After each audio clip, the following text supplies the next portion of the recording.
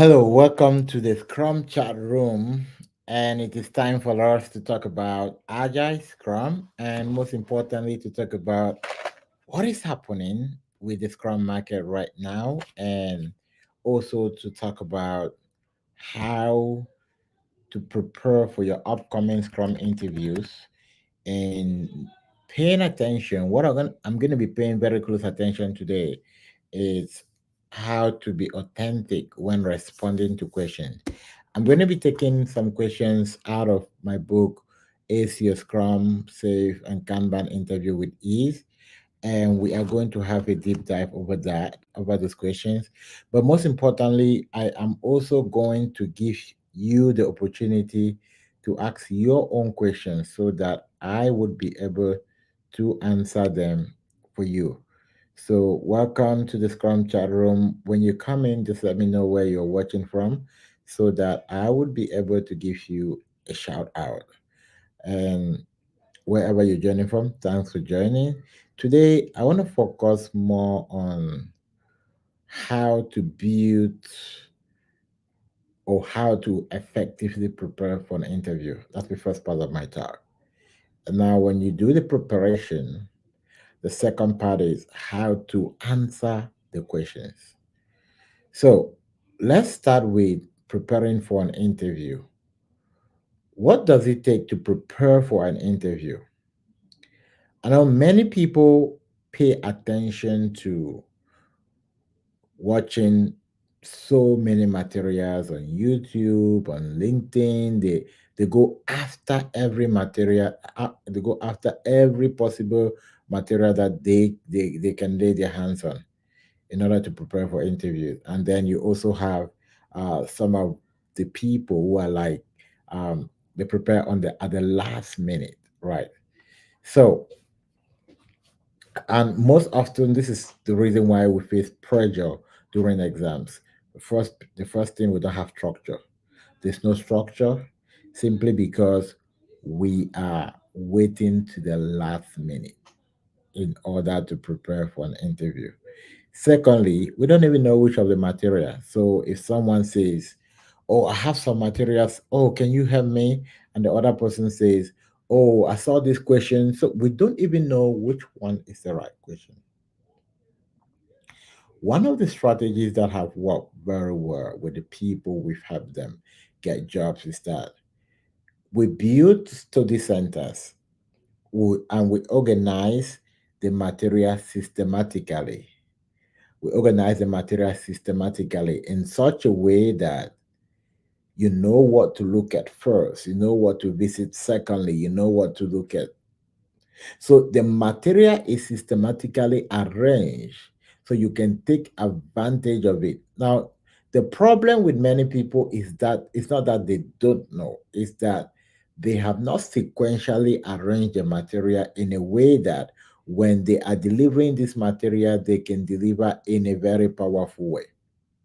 So when we ask the question, they will not be concrete. And I'm going to give you a couple of examples. We'll look at them and we're going to look at how we are responding to these examples. We'll look at what are some of these possible examples and how do we actually respond to this example. We'll look at them.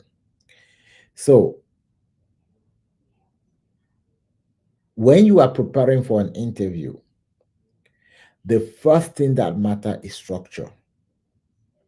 If I could walk to you and you say, "I'm getting ready for my interview next week, can you show me how you've outlined the different component in Scrum and how you really want to target them?"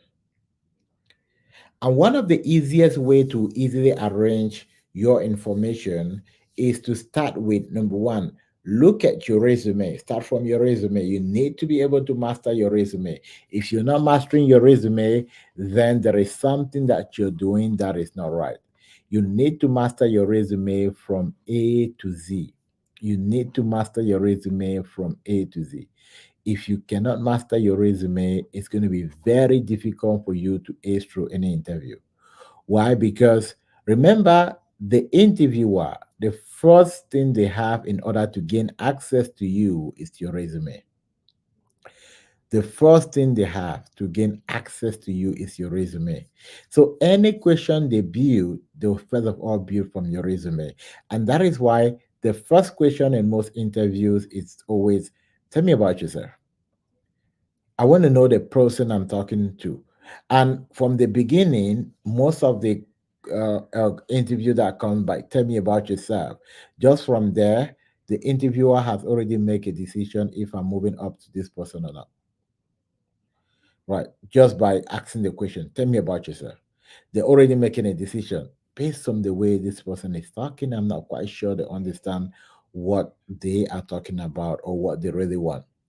So I'm going to start from there. How do you structure your tell me about yourself in a way that says you or in a way that actually puts you in a spotlight? Very important. You need to be able to capture I'll list out three main important things. The first thing about tell me about yourself is you as a person. Hello, my name is Francis Mbunya, and I have about 17 years of work experience. Now, the reason why this, for me, is the best way to introduce yourself. You are not just introducing the period you've been in Agile or Scrum, you're introducing someone who is valuable, who is coming to the space with some really good experience. You might not have 17 years of experience as a do, you might just have 8 or 10, but most often, all of these 8 years or 10 years have not been in Scrum. So we often start by, oh, I've been in the Scrum field for 5 years or so, and you should say yourself, I've been in the space of leadership for 10 years, for 12 years. Now, when you do like that, the next thing you want to pay attention to, you want to pay attention to the different company you have worked in and the different project you have worked in. This is very powerful, trust me.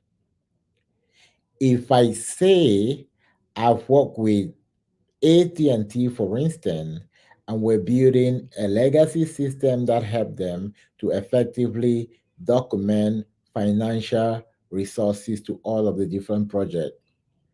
I'm real, I'm authentic. You can be able to make sense from what I'm saying. But if I say I work with AT&T, I was helping 5 teams managing different Scrum projects, I was running Scrum ceremonies, I facilitate Scrum of Scrum, I am still right. But the context or the weight of what I'm saying doesn't have value. So most often we miss out the important things that we need to capture in an interview, and then we are beating around the corner. Well, we can speak for the next 10 minutes, and at the end of the day, what are you saying? I'm still to figure out what you're saying. Not because you're not explaining it right, but because you have not tied it. You have not tied what you're saying to a concrete example that I can put my head on. I'll give you another example. Tell me about a time you manage a conflict. And you say, oh, that's a very great question.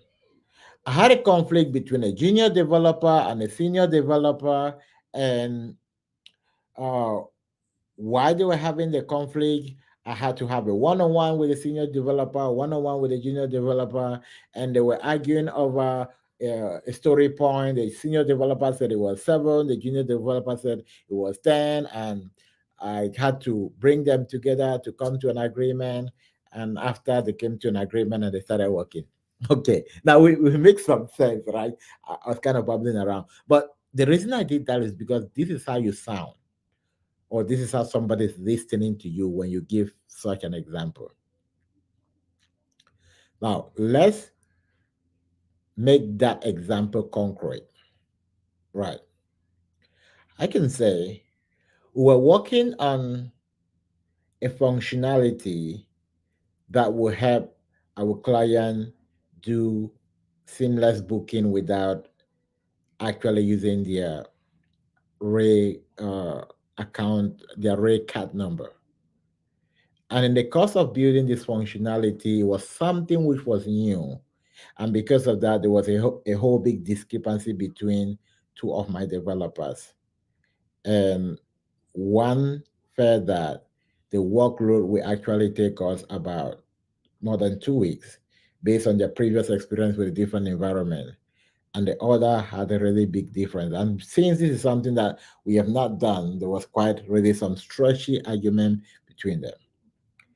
And what I did was to be able to facilitate consensus. Now, it's not all conflict that you have to put people what on the side, talk to this person, talk to this person. Conflicts that you talk to people individually are conflicts that um, are creating tension. There's too much tension in such a way that you cannot balance the environment in order to resolve the conflict. So in that case, you need to pull people on the side. But if it's conflict which you can control the environment, what you do is that you need to facilitate an agreement. So in order to facilitate consensus, I was able to listen to them and I make a suggestion. Why don't we put this as a spike, which means we put it as a research? Now, why don't we put it as a spike and we give it a 5 story point so we can take more time to get into the deeping, digging. And then when we actually find out what it takes in reality to build it, we can go ahead and execute it in the next sprint. That solves the problem. It gives everybody the time to go do more research. I'll give you another practical example on conflict. I also had a conflict, and this was between my tech lead and a developer. A developer has completed the story, and the tech lead was the one who validates story to done. Normally, in most of the teams, these are done by PO, but in this scenario, was a tech lead. And then when the developer finished the story and move it to ready for acceptance, the tech lead say, "You're not done." The developer say, "I'm done." Tech lead say, "Oh, I'm not done," and that was a forward and back with them. And then I pull out my whiteboard and I share the screen. I said, "Okay, Chris, tell me, when you say you're done, what are you talking about?" He said, "Okay, I've completed A, B, C, D, so I'm done." And I go to the tech lead. "All right, James, tell me, when you say done, what are you talking about?" James said, "I'm expecting to see A, B, C, D, and E." I'm like, "Okay, Chris, this is what you're talking about. James, this is what I'm talking about. This is the differences." Now, James, do you think what Chris is talking about was the tech lead? Do you think this is right? I say, "Yeah, I think we should have this." Problem solved. So sometimes it's just about bringing clarity. So that is building authenticity in your responses. So the first thing about preparing for your interview, have a very solid structure. What many people are missing is a structure. They don't have a structure, right? And this is what we offer at rather agility community. We offer a very solid structure, not only the structure, but structure and accountability, right? We hold space for our students to succeed, right? We push them to succeed. Sometimes for many people, I've heard this a lot, and I want to give a very big shout out to all those who have been following me on YouTube and stuff like, "Oh, I was about giving up, but I listened to one of your video and it boosts my confidence." This is one of the most important part, especially when you're doing career transition and people don't pay attention to that: accountability and leadership. You need someone that will remind you that the market is not dead, will remind you how many opportunities are there. You need to be in a community where you can see people creating the result, and you can be able to say, if A, B, C, D is able to get this result, then I'm also able to get this result. Very important. I'll give you another secret because you're watching me. These are some of the secrets I only give my students. The reason 95% of people don't have jobs is because they are looking for jobs. Let me repeat it again. The reason more than 95% of people don't have jobs is because they are looking for a job. How? I'm working very hard to get a Scrum Master job. And I'm looking at the market, I'm applying, I'm hoping I get an interview, and I don't get an interview. All right, the market is difficult. Let me go do cybersecurity. I stop, I forget everything about Scrum, I go do cybersecurity. I spend about 90 days to 6 months doing cybersecurity. After I'm done with cybersecurity, I put on my resume. I spend the next 6 months applying. I get two, three interview. It's difficult to get a job. I think Scrum was a bit more easier. Let me go back to Scrum. Now, this has been 12 months. You've been away from Scrum. So for you, you're looking for work and gives you money immediately. But this is the reason why 5% of people will actually get jobs, regardless of what, which the job cannot skip them.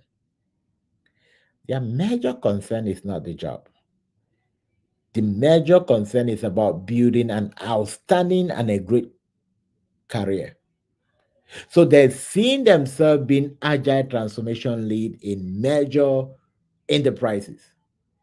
So every day when they see what they will become in the next 5 years, there is nothing that can stop them from getting a job. Now, and you realize that this is also the reason why people don't take the right action, the right step towards their job. Everything, when you're looking for a job, you become frustrated that you're not getting the job. So anything that will help you get a job is expensive.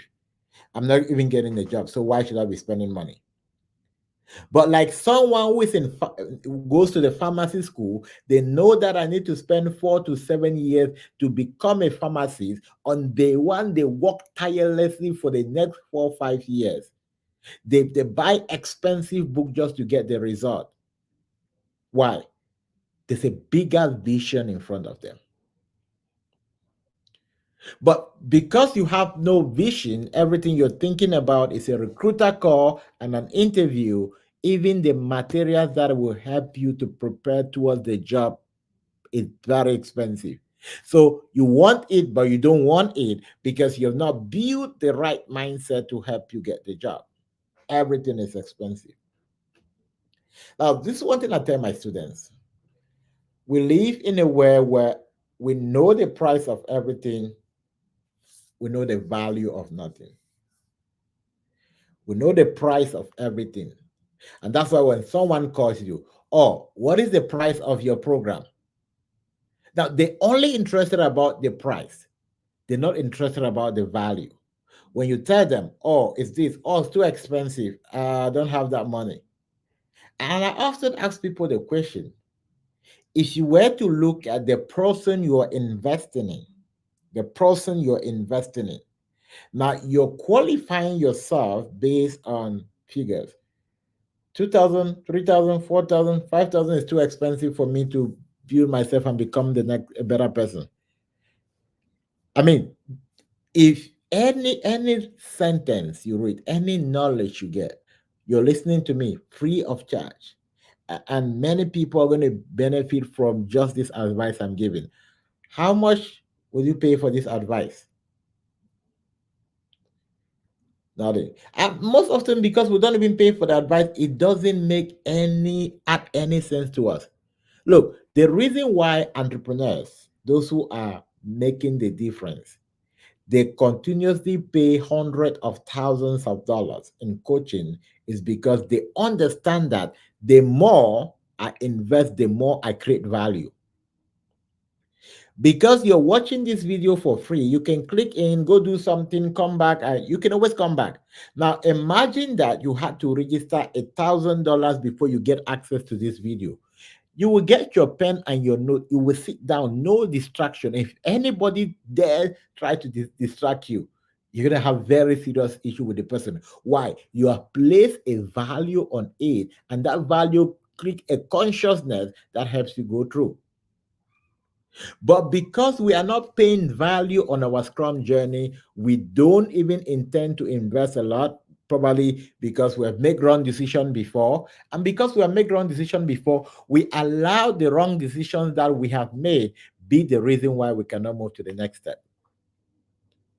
That's how complicated the human system is. And that's why the Bible tells us that as a man thinketh. So it's not even in your action, it's just the way you think, the way you think, the way you look at. So the first thing which you want to do for yourself is the way you think. And that is why on this in this book, It's a Scrum Master Job. One of the first things I teach you is a mindset, not question and answer. No, question and answer starts from, let me look at what page we start doing question and answer. From page 19. The first three pages is just to help you understand what you need to do in order to get a job. The first thing you need to do is not question and answer. There are question and answer here. I know we need question and answer, but the first thing about this book, which is the reason why everyone needs to get this book, right? Everyone needs to get, if you're, even if you already have a Scrum job, the reason many people who are in the Scrum market, when their contract finish or they are laid off, it already takes them more than a year to get a job. Not because the jobs are not there, but because what they learn is 2 3 years old. What they have learned is as old as the time they got a job. So they're still thinking of using that. Now you have been learning a job, but the practical is completely different from the from you understanding how to blend this active learning. Right. So I'm putting the link on the chat for, I think that's going to be for those who are on Facebook and on YouTube, and also for those who are on LinkedIn. You want to go ahead and grab that book now. I'm going to talk about the different aspect in the book. From the first chapter, the main attention is on where to start. Where do I start? Where do I start? Why do I even need a job? If you cannot answer these questions, you are doing yourself a disfavor. The job is in the career. Why can't I get a Scrum Master job? And I've just been listing some of the reasons here. Right. So, and one thing I love about this book, it's very portable, straight to the point. It's only, I think, 105 pages, portable. You can, I go straight to the point when we're looking at the question. And chapter 2, I talk about the mindset. And chapter 3, I give you the structure, how to get and keep the job. So you talk about the career, the mindset, how to get and keep the job. Then when you have mastered these three major components, we can now go ahead and do question and answer. Right. And the first question I have for you today, which is going to be a random question, and it's going to be a Kanban question. I'm not sure if you should answer the question. It's also time, if you have questions now, put them in the chat box. I'm going to answer, right? Uh, that's question on page 78, number 15. How do you facilitate effective Kanban meetings? Before you answer this question, what are the different Kanban meetings? That's the first thing you need to answer before you talk about how do you facilitate the Kanban meetings. Right. How do you facilitate the Kanban meetings? But I just gave you a hint. Before you talk about Kanban meetings, you need to talk about what are the different Kanban meetings. All right. So if you don't know that question, then you need this book. Right. Um, can you explain the principles of Kanban? That is question 2, page 80 to 82. And the response says the core principle of Kanban are start with what you do now. Agree to pursue incrementally evolutionary change. Respect the coherent process, role, responsibility, and title. Encourage act of leadership at all level in your organization. Now, these are the core principle of Kanban. Kanban is kind of the first food for many organizations who are getting into Agile, because just start where you know, start with what you know now, put it on and put it in progress, put it into the space and take it into progress, right? So that's the concept of Kanban. That's why for teams that you see there's still many changes, there's still a lot of chaos. If you're the transformational lead, encourage them to start with Kanban. It's flexible. They can move things to progress. They can put them on pause. They can swap around. It's definitely gonna help them. Important. Right. What are the key benefits of using Kanban? That's question 3 on page 82. Key benefits include improved workflow efficiency, increased visibility into the work process, better management of work in progress, and enhanced ability to deliver work continuously. Right. No, that's why our Kanban is an agile methodology because it also enhance continual delivery and continual integration. All right. And question number 8 says, what are work in progress limit and why are they important in Kanban? What's WIP and why is the WIP important in Kanban? You always get WIP and why is WIP important in Kanban? WIP limit are constrained on the number of work items that can be in progress in a given time. Right, in a given time because we need to set up the service level agreement because they help prevent bottleneck, reduce multitasking, and ensure that the team focus on completing tasks before starting new one. In Kanban, you always hear the word stop starting and start finishing. Right, that's a powerful concept in Kanban.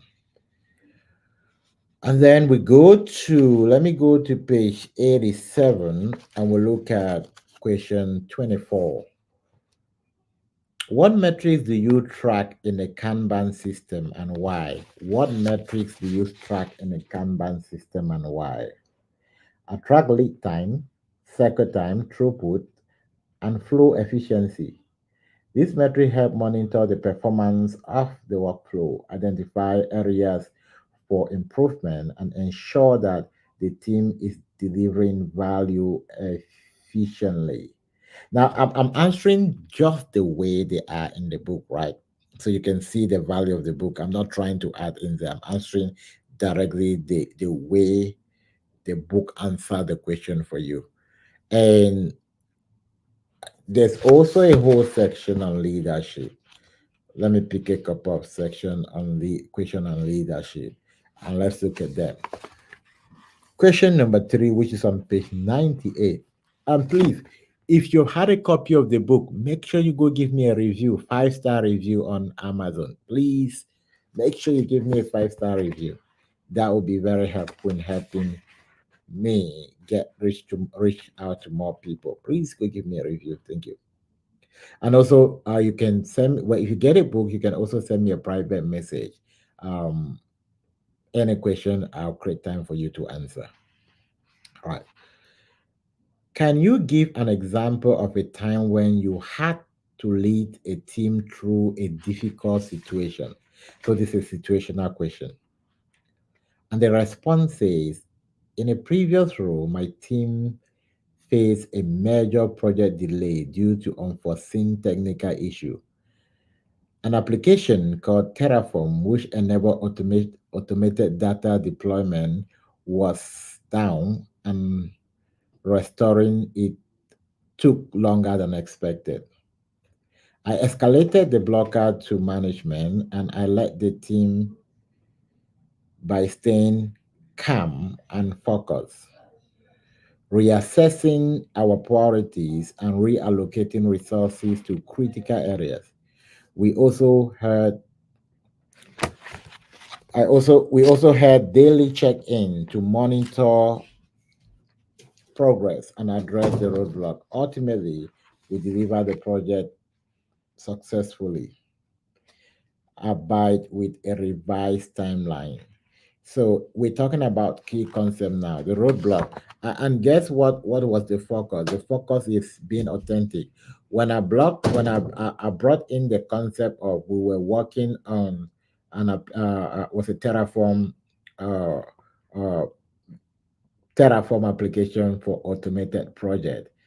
Anyone listening to me is like, oh, this guy know what he's talking about, right? Now, that is building authenticity in you, especially with situational question. Don't always go with generic stuff. Let me give you another situational question. Can you this is question 6 on page 99. Can you describe a situation where you had to manage a project with a tight deadline? A tight deadline. During a project launch in one of my previous environment, we had to meet a tight deadline. I manage a project. Okay, right. This one I put in bracket, specify your environment. This is where the power of case study come in. When you're taking Scrum interviews, right? For every company, you must have a specific project. Oh, I work with A and Z Bank, and we're building an application to onboard new lenders into a centralized system, right? I work with A and AT&T, and we're building we're training the system. What you know one of the popular stuff that's coming up now is the AI, right? Most of the centralized system they're training the system, they're training application. It's more like doing automation, but they're training AI to be able to help customer easily figure out responses in the system without somebody having to respond to you. If you've been kind of getting on customer service with your banks and with some of these bigger institutions, you realize that this is very common. Like, or you can talk with a non-human person and they can be able to reroute you until a point where they realize that they cannot help you. They were like, okay, let me connect you to an agent. Right. So it's very, very important. Now let's dash back a bit and go look at some of the questions on safe. Um, let's do an advanced safe question.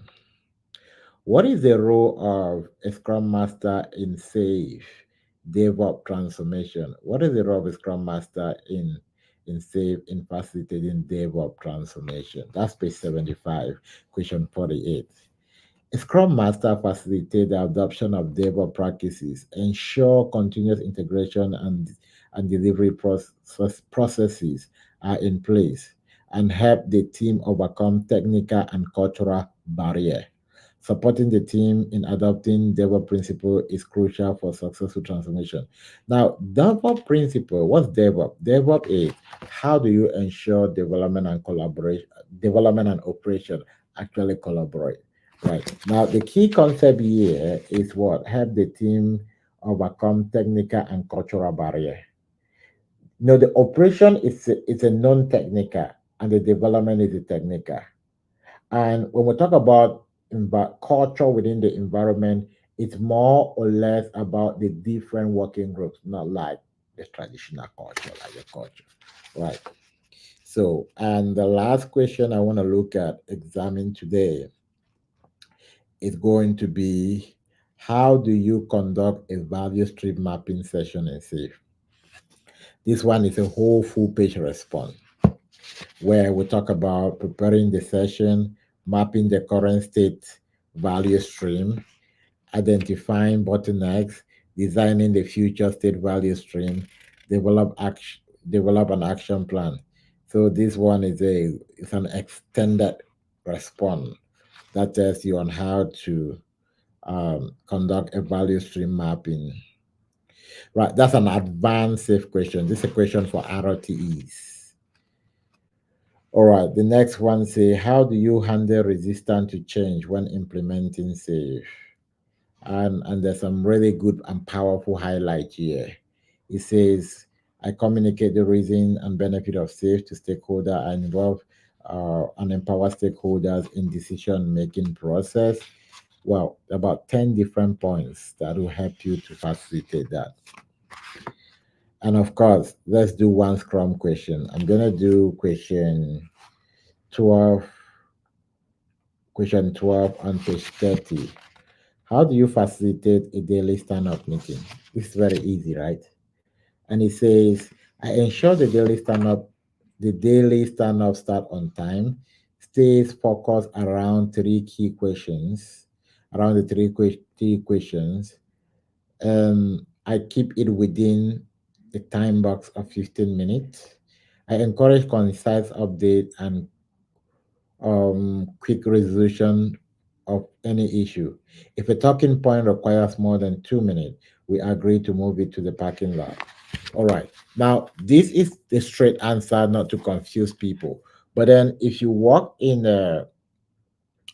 uh, if you get now in a practical environment, which is the reason we encourage always join a community of practice, you realize that there are some environments where daily stand up is 30 minutes, and there are some Scrum team with 14 team members and above.